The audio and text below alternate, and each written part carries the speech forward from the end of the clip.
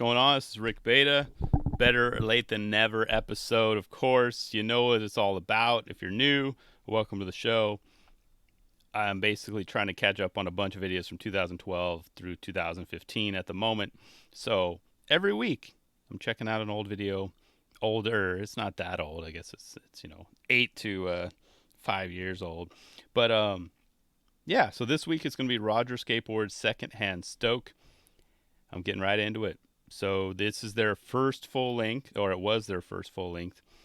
And it clocked in at about 28 minutes because they had 3 different parts. There was no big, like premiere, not a lot of budget. It was just, on Thrasher, which is cool, but in 3 installments, which I actually like. So like I mentioned, it clocked into about 28 minutes total.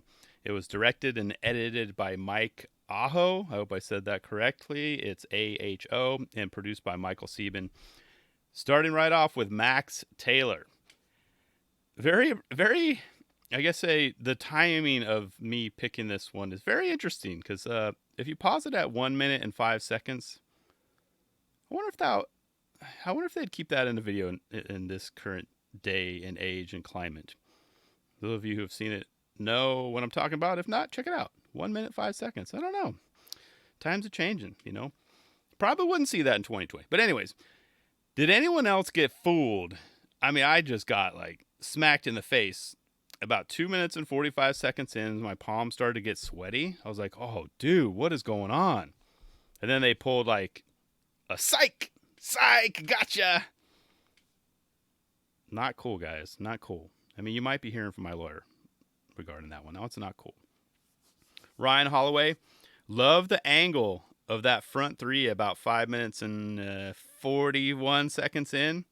That's such a great angle for front 360s. It shows you the whole deal. I don't like them from the side or from a different angle. That was great. And his ender was impressive as well. So I mean, he did one. He actually did a couple of those, but he did one of those tricks where you kind of drop off a small ledge or a curb and then use your quick feet to kind of pull a trick. He did that to a wall ride, and then of course his ender. That was very cool. Very, very cool. I noticed that.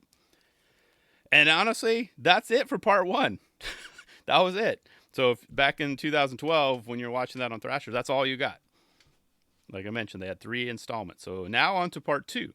Cesar Fernandez. I mean, in my notes here, I put dude has the best colorway. He was rocking the best colorways in the video for his shoes. His feet stood out. I mean, his skating too. He's got style, but very similar style. I got a very big Jeremy Ray vibe from him, and it was in multiple ways, not just one. But the main one that stood out for me was his push, the way he pushed, and then sometimes kind of let that back foot hang just for an extra second. I noticed that, and then a couple of his ollies, his feet placement, and just the way he pops. It's just I got a very Jeremy Ray vibe to him, so that's cool. But got to do drum roll for this one. My favorite part of this video, of the 3 videos, of the overall video in itself, encapsulated into one, was Tim and Eric's shared part. Drum roll and a clap. A long clap. I think I'm done. I absolutely loved every single second of it. I mean, it put a smile on my face. In this crazy week, the last few weeks, this crazy year, everything, I was smiling watching this video, or this video part. If you haven't seen it, check it out. Even if you watch just part 2. Very cool. And then also peep that tree trunk at about 4 minutes, 22 seconds. That looks fun. Is there any B-roll of that or extra footage, rough cuts? I'd be curious to see it. That'd be awesome. Who did that 540 tail grab at 5 minutes, 42 seconds? Does anyone know? I didn't spend too much time trying to figure it out, but if you know, let me know. It just seems so out of place for the overall video, but I'm totally down for it. That was a great looking trick. I want to shout out to the rider. I was just like, who is that? And that slip and slide assist at 6 minutes and 6 seconds in had me cracking up. This was a great escape for me. And of course, I have to mention that ender too. The end with the coexist. Exactly, my friends. Exactly. Nice, and a nice bookend to the opening clip too. I saw that, and we went the both ways. Check it out. You know what I mean. But that was the end of part 2. So back in 2012, that would have been it. You would have to wait for, I don't know how long they waited in between parts. I guess I should have checked that out, but I just kind of barreled through all 3. So now on to part 3. Brandon, he had that nice, it was a Wally. He actually did a couple of them.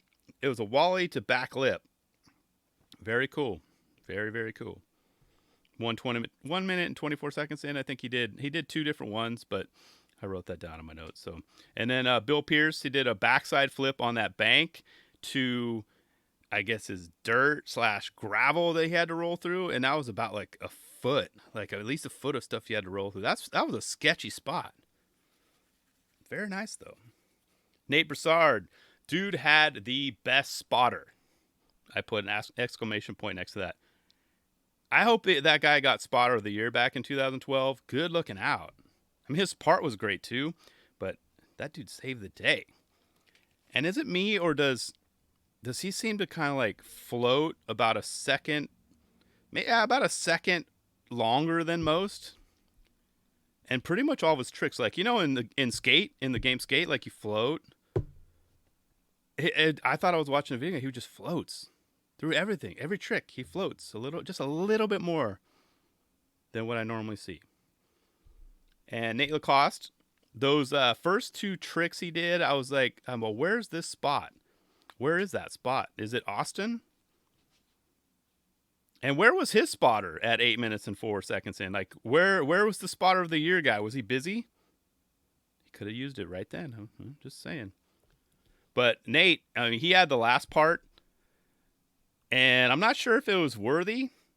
I think the other Nate should have gotten it, you know, Broussard. But that's just my opinion. So, but all in all, I mean, I enjoyed this video. You know, I watched it a couple times all the way through, mostly part 2, of course, because of that shared part. But it wasn't as annoying to get through like that Zero video a while back where they had like, you know, chunks of parts coming out, and you don't know who had first part, second part, whatever. It was just so confusing. So well done, guys.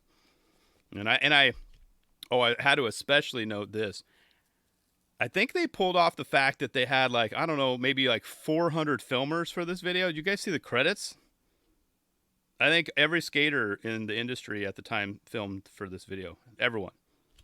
Some of it was in HD, some of it was in SD.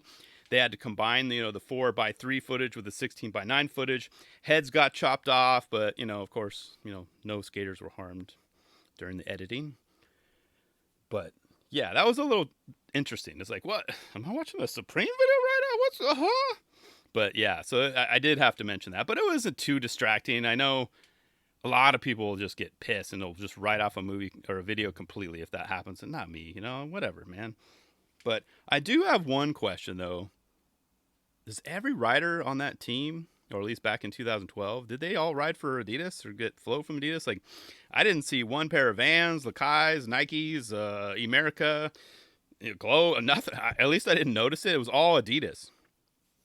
So if they got, you know, help from them, that's awesome. But it was no big deal. I noticed that. So, but all in all, if you have not seen this first full-length video from Roger Skateboards, go check it out. Just be sure to check out all 3 parts. It's only about 28 minutes, like I said. It's time well spent for me.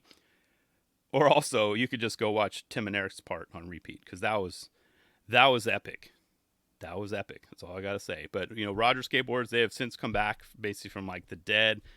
Now they're putting out content as of late, trying to grow the brand again. So well done for those guys. So check it out. Let me know your thoughts. That's all I got for this episode, though. NoahMongo.com for more info. And I will talk to you again on Tuesday. All I got to say is one love, guys. Roger. Huh? LA departure frequency 123.9er. Roger. Huh?